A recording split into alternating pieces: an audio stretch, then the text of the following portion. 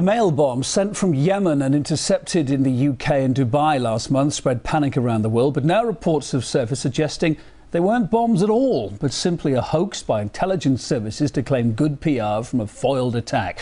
Officials have said the packages were addressed to Chicago synagogues. Let's get more on this one from investigative journalist Wayne Madsen. He's been looking at the story for us. Hi there, Wayne. Good to see you.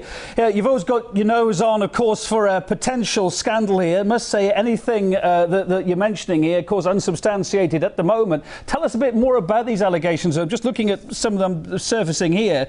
People claiming that US terror flight from Yemen never was, and that there are no batteries, no detonators in those supposed bombs. What's this all about?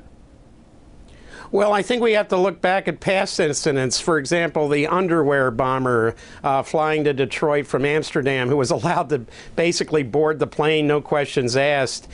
We had the Times Square fizzle bomber, where something fizzled in Times Square, and the guy was sitting there waiting to take off at Kennedy Airport. And when the federal agents came in, he said, "I've been expecting you. What took you so long?" I mean, here's another case. Now we're being told that this UPS cargo flight was either going to blow up over New Jersey, New York, maybe upstate New York, maybe Pennsylvania, and maybe Canada.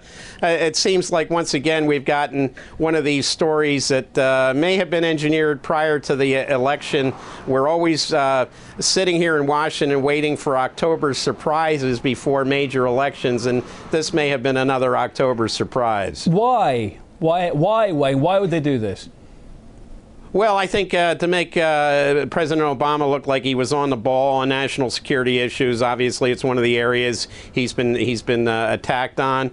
I think the other interesting thing with this bomb that was supposedly found at East Midlands Airport, Prime Minister David Cameron was not informed for 16 hours that this was such a major terrorist incident. Why did not he and the Cobra team meet immediately to discuss this? Why did they wait 16 hours? This thing starting to sound like the infamous shampoo bombs from flights from Britain to the United States, which only resulted in a lot of airport security people obtaining a lot of very expensive liquor from the duty-free shops when the passengers were not allowed to board the planes with it. When this all kicked off the other day, I wasn't on shift myself. I was at home, and I was watching the other news channels who clambered to get onto this story. They all jumped very, very quickly, gave a lot of coverage to it, didn't they? What do we know about these counter-allegations, these people saying that this didn't happen, the dissenters to the story, if you like? What is their proof? Why do they know any more than anyone else?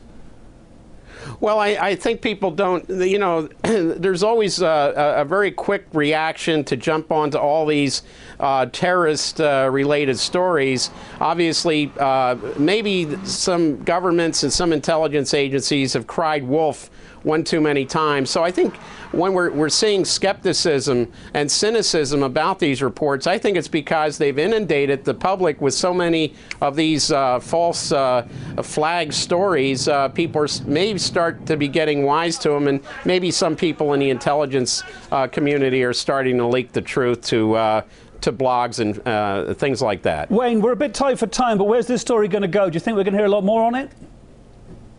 I don't think so. The United Arab Emirates is now looking at the incident with the crash of a UPS plane in Dubai. We were first told that there was no terrorism involved, but they're looking at that. But I think we've seen skepticism from the government of Qatar, from Yemen, from the United Arab Emirates. I think we're going to have to wait to see if there's any real smoking gun evidence that comes out. And right now, it's all very anecdotal and conjectural at this point. All right, well, we're across it with your help, of course. Wayne Madsen, investigative journalist from Washington, D.C. Thanks for being on the line with us tonight at RT.